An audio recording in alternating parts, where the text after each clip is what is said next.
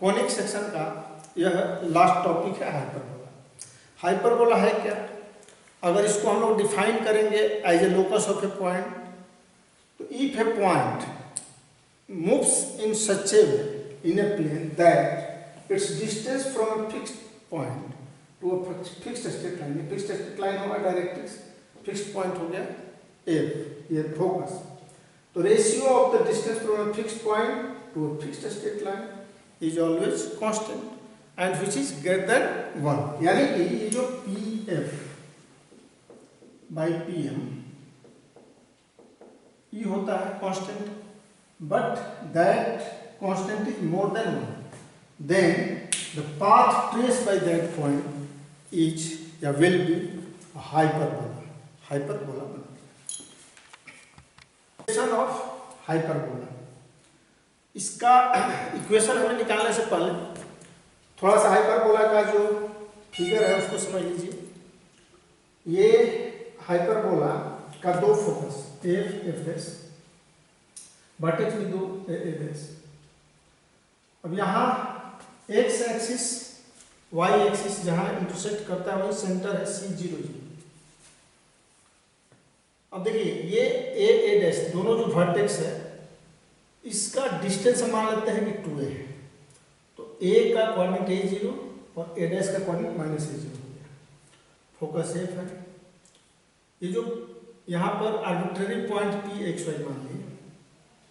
अब हमें क्या निकालना है? ये जो फोकस A0 होता है तो कैसे होता है? ये डायरेक्ट्रिक्स यहाँ से सेंटर से इसका डिस्टेंस जो है A/E होता है। तो ये कैसे होता है? ये दो चीज अगर मालूम हो जाएगा तो फिर हम इजीली इस इक्वेशन को फाइंड आउट कर लेंगे।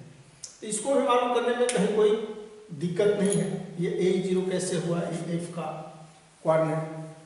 देखिए यहाँ हम जानते हैं डिफिनीशन हाइपरबोला क्या होता है कि if a point move in such a way that its distance from a fixed point to fixed straight line, the ratio of the distance from a fixed point to fixed straight line is always constant. तो वही use करना है। अब ये जो P point है move करते करते कहाँ पर आ गया? A पर आ गया। ये P आर्बिट्रेरी पॉइंट A पर है, तो जब A पर आएगा तो ये फिक्स्ड स्ट्रेट लाइन यहाँ से ये Z डैश यही डायरेक्ट्रिक्स है, तो AK होगा, ये फिक्स्ड पॉइंट F होगा, तो AF बाई AK E हो जाएगा, यही यहाँ लिया गया, तो F equal to E AK हो जाएगा। फिर सिमिलरली A डैश इस वर्टेक्स से इस फोकस का distance F dash by A dash K E हो गया, तो इससे F dash equal to E A dash K हो जाएगा। अब ये तो A डैश हम लोग 2a लिए ही है, तो इसमें CA हो जाएगा और CA डैश भी A हो जाएगा। अब इन दोनों इक्वेशन को 1 और 2 को हम ऐड कर लेंगे, तो FA plus FA dash equal to E into AK plus A dash K. ये FA को हम लोग CF माइनस C लिख सकते हैं। देखिए यहाँ पर FA है यहाँ, तो CF माइनस CA कर दिए। फिर FA डैश देख रहे हैं FA डैश, इसको क्या लिखे हैं? CF plus CA dash. CF यहाँ से CF प्लस CA डैश, एकदम इजीली A डैश F हो जाएगा, तो FA डैश लिख दिए। ये AK प्लस A डैश के को AK को CA माइनस CK, यहाँ AK देख रहे हैं, AK को हम लोग क्या लिखे? CA माइनस CK, ये CA में से CK घटा दिए तो AK हो जाएगा। और फिर A डैश के को A डैश के को A डैश C और प्लस C।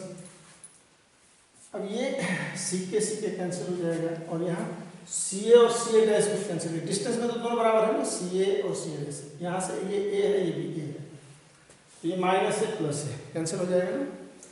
तो यहाँ CF 2CF बचेगा और CA और CA डैश, ये भी CA लिख देंगे इसको। CA और CA डैश दोनों इक्वल ही डिस्टेंस है, तो CA डैश को अगर हम CA ले लिए तो CA 2CA हो जाएगा, तो ये 2ECA 2 cancel, CF equal to ये हो गया। यानी कि ये जो डिस्टेंस हम निकाले CA ये AE हो गया। तो ये फोकस आपका AE0 और यहाँ F डैश माइनस AE0 कर लेते हैं, तो ये फोकस AE0 क्यों लिखा जाता है ये क्लियर हो गया। अब दूसरा A/E कैसे आया? इसमें से 2 में से 1 को सब्सट्रैक्ट कर देते हैं, F डैश माइनस F।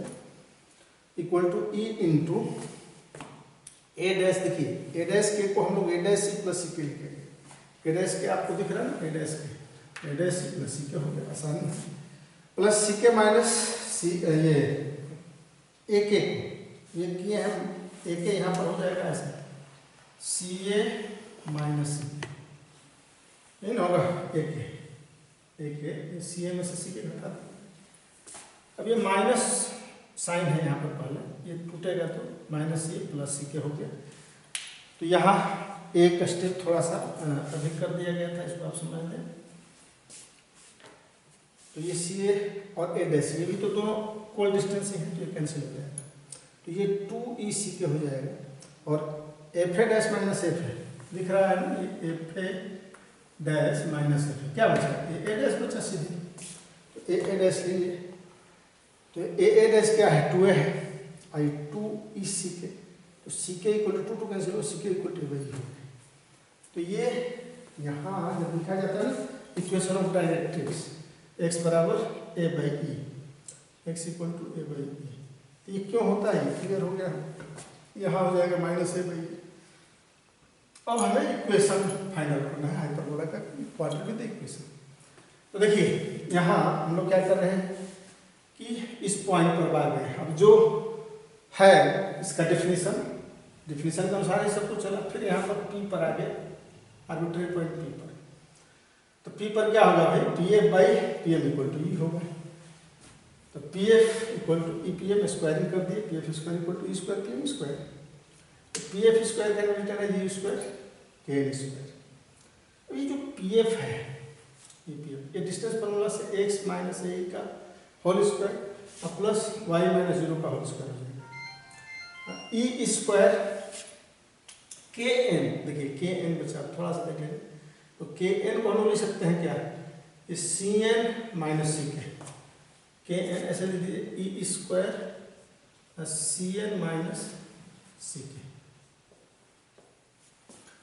तो सी एन इसका होल स्क्वायर हो जाएगा। अभी सी एन जो हुआ यहाँ से यहाँ तक सी एन ये एक्स हो गया, क्या हो गया एक्स, यहाँ से यहाँ तक ये एक्स डिस्टेंस देख रहे हैं ना। ये जो पी एम स्क्वायर लिएगा, पी एम को ही के एन किया गया और ये जो के एन है ये सी एन, अब यहाँ से सी एन यहाँ एक्स वाई है। तो यानी कि ये जो डिस्टेंस यहाँ से ओरिजिन से ये डिस्टेंस एक्स है और ये डिस्टेंस वाई है। ये एक्स माइनस सी के, तो सी के आपको दिख रहा है कहीं सी के, ये तो सी के क्या हो गया ए बाई ई हो गया। यहाँ से ये डिस्टेंस ए बाई ई है तो ए बाई ई का होल स्क्वायर। अब इसी को सॉल्व कर लेना है।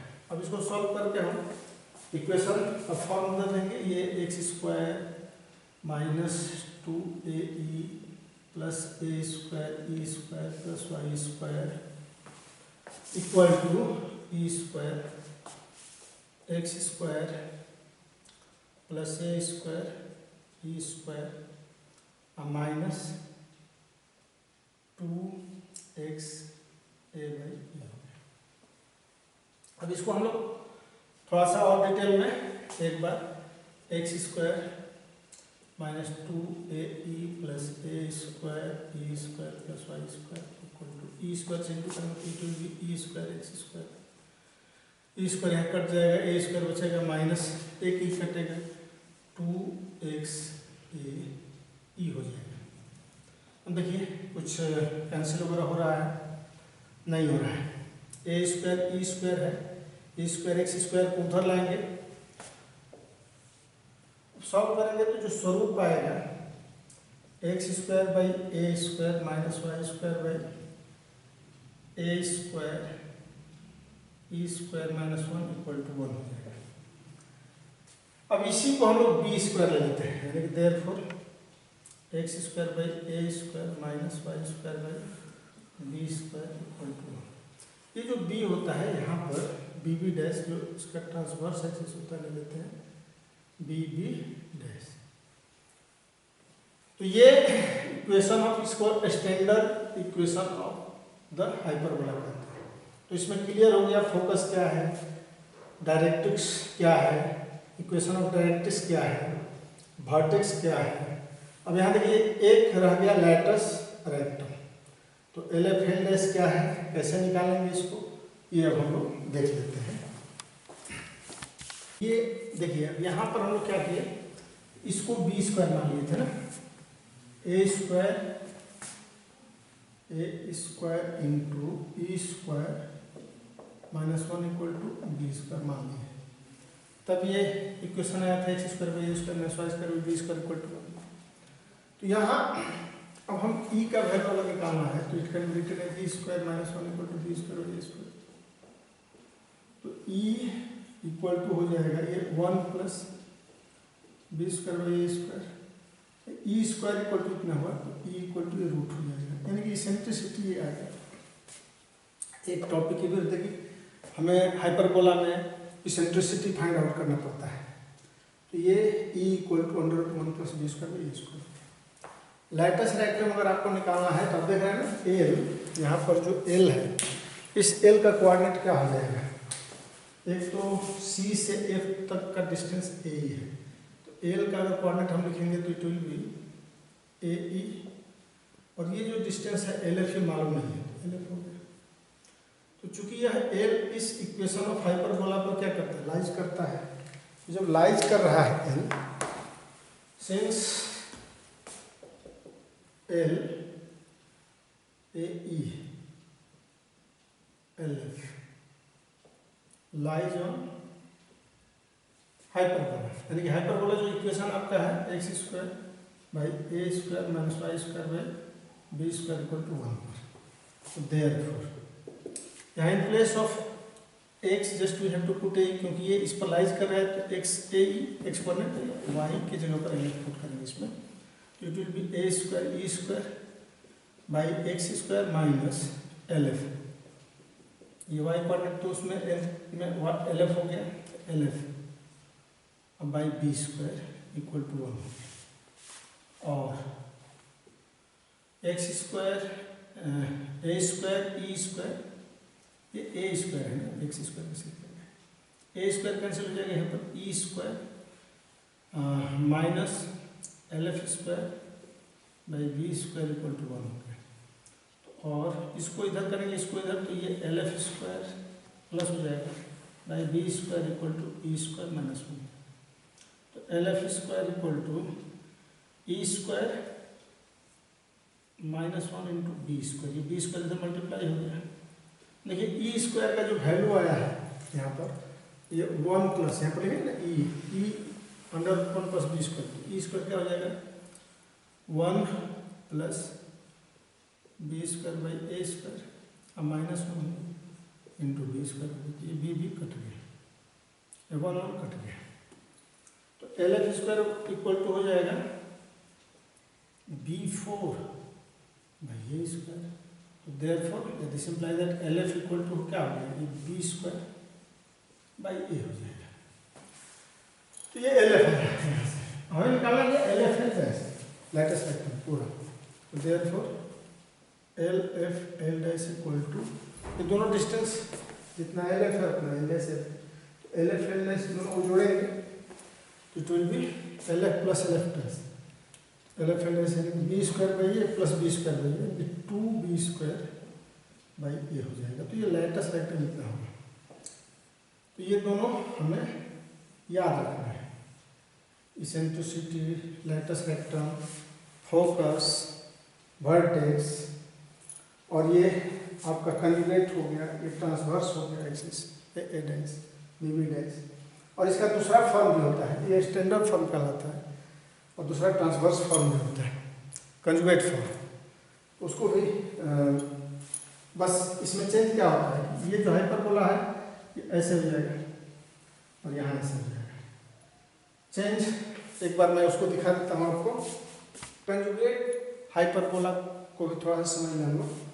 कंजुगेट हाइपरबोला देख रहे हैं कि वाई एक्सिस पे सिमेट्रिक होता है, ये यहाँ पर जो फोकस होगा इसका उसका point 0b 0 minus B, vertex 0b और 0 माइनस बी होगा। इक्वेशन ऑफ डायरेक्ट्रिक्स इसका y इक्वल टू, ये डिस्टेंस y हो जाएगा ना, y equal to B by E हो जाएगा, यहाँ y equal to minus B by E हो जाएगा। और इसका इक्वेशन होता है minus X square by A square plus Y square by B square. अब इसमें एक टर्म होता है इसेंट्रिसिटी, तो इसेंट्रिसिटी क्या हो जाएगा 1 प्लस उसमें B square by A square होता था, इसमें A square by B square हो जाएगा। फिर इसमें है एल एफ एल डैश, ये जो लेटेस्ट रेक्टम है ये हो जाएगा आपका 2b स्क्वायर बाई ए। उसमें स्टैंडर्ड फॉर्म में होता था 2a स्क्वायर बाई बी, इसमें 2b स्क्वायर बाई ए हो जाएगा। तो इतना ही टर्म है, सेंटर इसका भी 0 0 ही होगा। और अगर मान लीजिए कि स्टैंडर्ड फॉर्म में सेंटर 0 0 की जगह पर अगर एच की हो तो उस कंडीशन में इक्वेशन ऑफ हाइपरबोला हो जाता है x माइनस एच का whole square by A square plus y minus K का whole square by B square, जब सेंटर क्या हो एच के हो, सेंटर जब एच के हो तो ये हाइपरबोला का कुल मिला करके जितना क्वेश्चन में बनाने के लिए जितना आवश्यकता है या हाइपरबोला का जो कंसेप्ट है यही है, इसको समझ लेंगे तो क्वेश्चन आसानी से बनेगा। थैंक्स।